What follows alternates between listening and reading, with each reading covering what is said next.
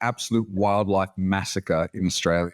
We're talking about a scale of deaths of birds similar to the Black Summer bushfires.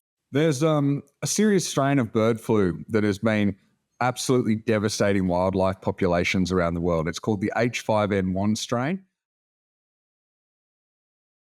Bird flu is one of a spectrum of influenza viruses that infect mammals, humans, and in this case, birds. Sadly, it did. So in late February is when we got our first confirmation that the virus had made it down there, and we certainly detected it at a few colonies when we were there in March. So at this stage, it's only affected skuas down there, which is a large predatory seabird that also scavenges a lot on penguins. Yeah, it was mainly that we saw lots of carcasses, so sort of unusual levels, or birds sort of in an unusual posture that had indicated that they possibly had a seizure or something before they died. All influenza viruses have what's known as a specific host that they prefer to infect. And obviously, as the name implies, bird flu prefers to infect birds. Human flu prefers to infect humans, and animal flus prefer to infect those particular animal hosts. Occasionally, some of these viruses can do what's called cross the species barrier, where they can infect a host which is not normally their preferred host. And this has happened on occasion with bird flu.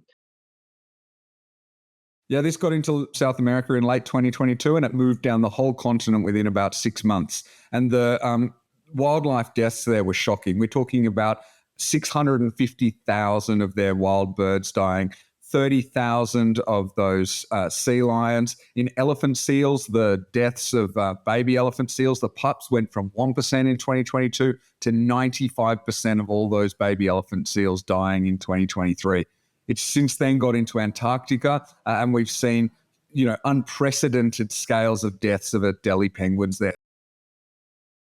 Look, this is a really difficult issue. It's difficult, and it falls through the cracks, really, because of that difficulty. It's difficult because we can't do much to stop it turning up, and when it gets here, it's not something that will be eradicable. What we can do is minimize the impacts and make sure that some of our threatened species can survive what happens. So in New Zealand, in North America, they've been looking at vaccinations of some of their more threatened species like eagles in North America. And that may be an option that we decide to take. We also know that, this removal of dead birds is an option for reducing the impacts, and even just good biosecurity protocols about people not going in and disturbing colonies can reduce that spread.